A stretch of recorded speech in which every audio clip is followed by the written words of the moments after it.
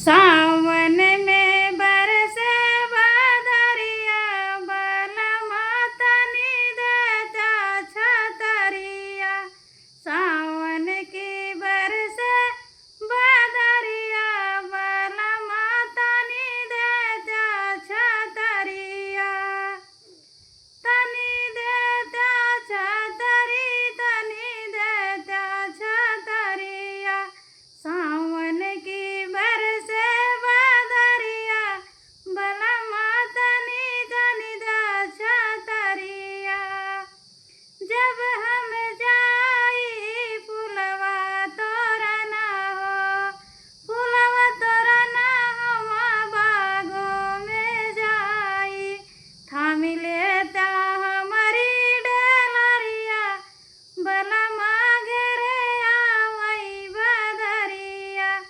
थाम लेता हमारी डलरिया बलमा घेरे आवई बदरिया।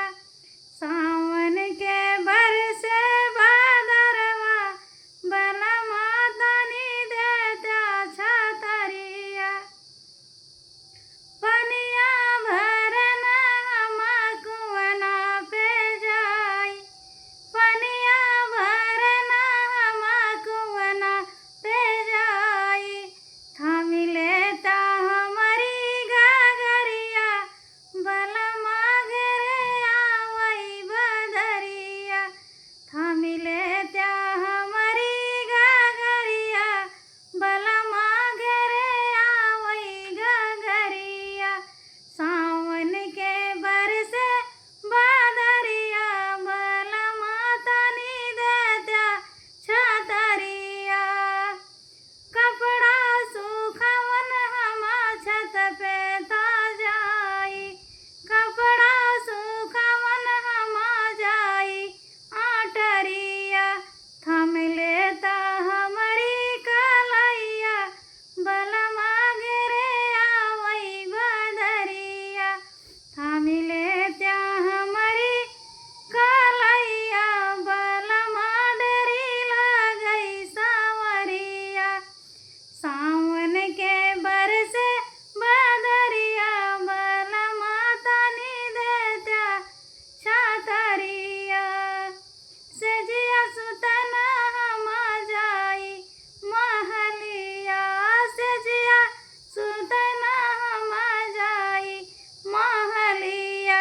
साथ सौता हमारे सजनवा राता दियरिया बलमुआ। साथ सौता हमारे बलमुआ राता दियरिया सजनवा। घेरे आवई रिम झिम बादरवा बलमा तनी देता छतरिया।